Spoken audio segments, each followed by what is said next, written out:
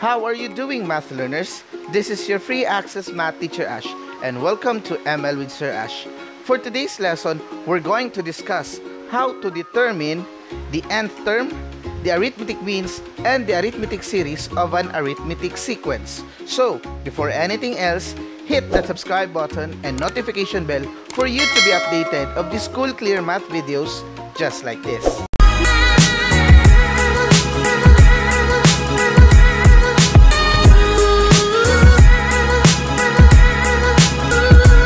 And now let us go to our final part of our session, which is all about the arithmetic series.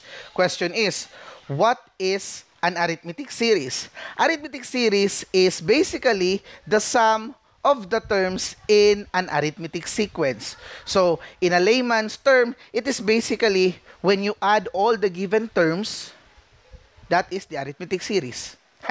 Okay, now let us go to our example. How do we determine the arithmetic series in a given arithmetic sequence? Okay, number 1. Suppose you have the numbers 1 up to 100. What is the arithmetic series in the given counting numbers 1 up to 100? So that is 1, 2, 3, 4, 5, 6 up to 100. Now, you will try to add them all. How will you add them easier and efficiently? Okay, so basically, if you are a layman, what you will do is you just add them 1 plus 2 plus 3 plus 4 plus 5 with the use of a calculator or with the use of pen and pencil, and I will certainly say good luck to you. Okay, because that will be very, very troublesome and tiresome. Now, how do we use this one, or how do we solve this one in a very, very sophisticated and clear manner? Okay, now first is what we will do here is we need to consider some formulas. We have the formula for our arithmetic series, which is S sub n is equal to n, which times a sub 1 plus a sub n all over 2. Remember, our n here, as we have discussed earlier, that this is the position of the term given. A sub 1 is the first term. A sub n is the actual value of the term being talked about, and divided by 2. Okay, now, we have here 1 to 100, right? Okay, so we have our first term. Yes, okay. Our last term, that is 100. Very good. Now, our n. How many numbers are we talking about? What is the position of this 100? So if we consider 1 up to 100, 1, 2, 3, 4, 5 up to 100, we can still say that 100, the position of the 100 term is still 100. Okay, right. So our n here is still 100.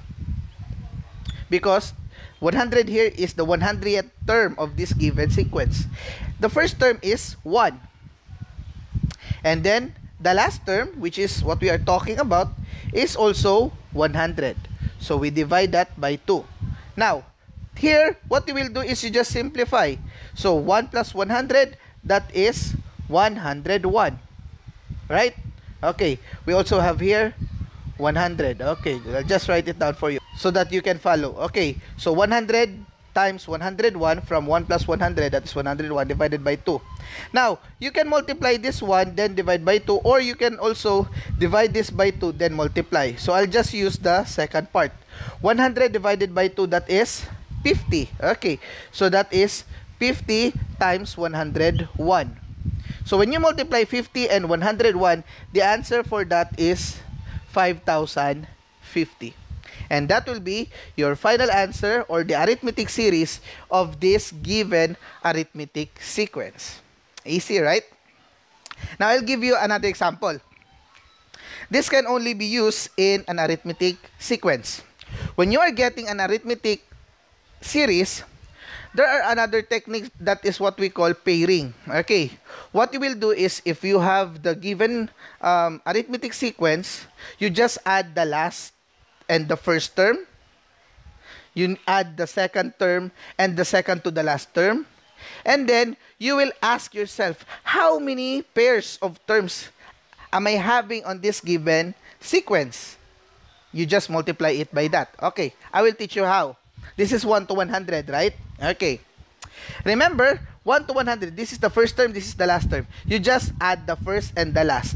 So that is 1 plus 100. That is equal to 101. Now, question. 1 to 100. How many pairs can you make out of 1 to 100? Okay, that is 50 pairs. So, you just multiply it by 50 and the answer is this one. They are just the same. Easy, right? Okay. I hope, let's consider some examples for you to get that technique. Okay, now, let's have it here. Second example, we have 151, 147, 143, 139, so on and so forth, until you get to -5. Question is, what is the arithmetic series on this given arithmetic sequence?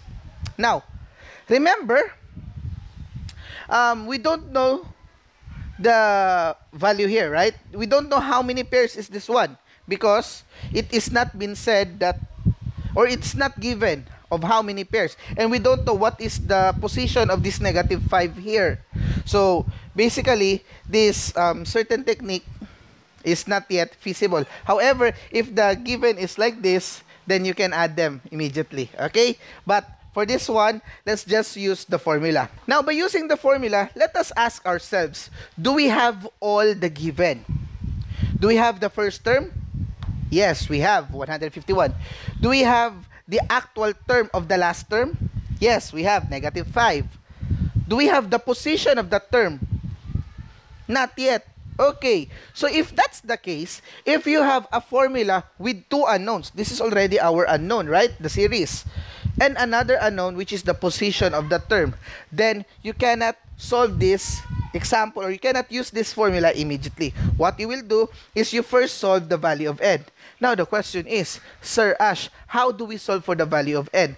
Remember our original formula for arithmetic sequence. We have a sub n is equal to a sub 1 plus the quantity n minus 1 times the difference. A sub n, that is already the actual term. So that is -5. Our first term is 151. Plus, we don't know our position, so therefore, this will serve as n minus 1. And the difference. Now, do we know the difference here? Okay. We can actually get it by just subtracting the given terms. Since this is decreasing, meaning our difference is negative. 151 and 147, what is the difference? 4. 147 and 143, 4. 143 and 139, 4. Since this is decreasing, it is -4. So we will put -4. Okay. Now, we can solve our n here. So we just write -5, 151, plus. Now we will distribute -4 to our n and -1 because we cannot subtract n minus 1. So we will have -4n plus 4. Okay. Because negative times negative, that is positive. Okay. So we have now -5 equals 151 plus -4n plus 4. Okay. Now let us combine like terms, meaning constant terms and terms with variables. This is the only one with the variable, so this will stay put. Okay, so what we will do here is we can add 151 and 4.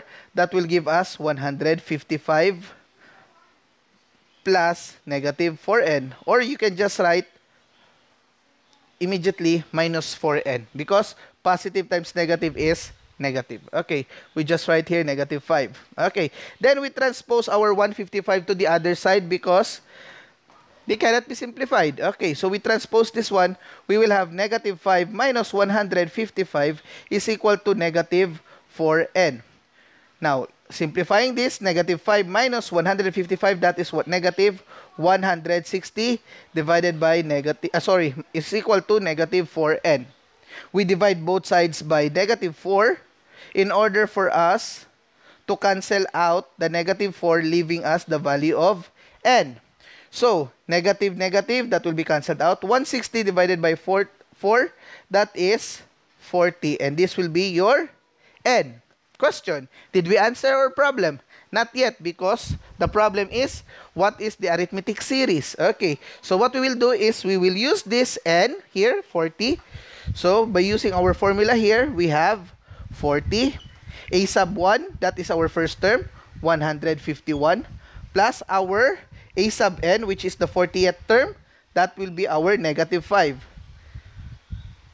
divided by 2. Meaning, the terms here up to negative 5 is 40 terms. Okay, that is the meaning of n is equal to 40 with the last term as negative 5. Okay, now let's simplify this one. 151 plus negative 5. So that is 40. So 151 plus negative 5, that is positive 146. Divide by 2. Okay. Then you can divide this one. So that leaves you 20 times 146. And you multiply 20 times 146, that will give you, carry 1, 2, that is 9, and 2,920. Okay? So the arithmetic series of this arithmetic sequence is 2,920. Now, if you still have confusions about how to solve this one, do not hesitate to comment in our comment section below because I will sure to address your inquiries. Okay, now let us go to our final question. Okay, math learners, for our final example, we have the sum of the first 10 terms of an arithmetic sequence is 530. Okay, so therefore, our S sub n here is given, 530. What is A sub 1? If the last term is 80, what is the common difference? Okay, so we have two problems in our last problem. First is, what is our first term? And the second is, what is the common difference? Okay, now, we are talking, or the given is talking about the sum. So that is arithmetic series. Okay, the series here is 530. So we can just substitute our S sub n is equal to 530. We are talking about 10 terms. Okay, so therefore, our n here is 10. A sub 1, what is A sub 1? So that is our unknown. Okay, A sub 1 plus A sub n. The last term is the last term given. Okay, the last term is 80. So therefore, this is 80 divided by 2. Okay, so we are trying to solve our A sub 1 here. Okay, so how do we solve that one? We will get the opposite of each operation. So as we can see here, this is negative. This is divided by 2, right? So the opposite of divided by 2 is times 2. So what we will do is 2 times 530, that is 1,060. Okay, so that leaves us 10 times A sub 1 plus 80. Okay, now next, we cannot transpose 80 first here because it is inside a quantity. So what we need to do is to transfer our 10. How do we transfer our 10 here? What is the operation of our 10? That is 10 times the quantity. So the opposite of 10 times, that is divided by 10. So divide both sides by 10. So canceling the 10 here, 1,060 divided by 10, that will leave us 106. Okay. So we have here A sub 1 plus 80. Now we can transpose our 80 here, so that will become minus 80, leaving A sub 1. So 106 minus 80, that will give us 26 A sub 1. So therefore, the value for our A sub 1 is 26, or the value of our first term is 26. Okay, so we have answered our first problem. Second question is, what is the common difference? Now, in our formula given here, the common difference is not given, right? Okay, so therefore, we need to go back to our original formula for arithmetic sequence, and that is A sub n is equal to A sub 1 plus n minus 1 times the difference. Our A sub n, that is the last term, it is already given, that is 80. Our first term, we have already solved that one, that is positive 26. And n, we are talking about 10 terms here. Okay, the first 10 terms. So that is 10 minus 1 times d. So in this given equation, our d is the unknown, or the difference is the unknown. So just simplify that one. that is 10 minus 1 is 9 times d, that is 9d. Then we transpose our 26. 80 minus 26 is equal to 9d. 80 minus 26, that will give us 54 equals 9d. Divide both sides by 9 in order for this to be cancelled, leaving us the value of our d. That is 54 divided by 9, and that is 6. So therefore, for the third problem, we have our first term as 26 and our common difference as 6. And that solves our problem on the last part of our discussion. I hope you have learned a lot of things in our discussion for today, math learners. Now, if you still have confusions and misunderstanding about our topic, feel free to comment in our comment section below. Now, this is the time that I will be giving you and testing you whether you have mastered our discussion for today. And here it is.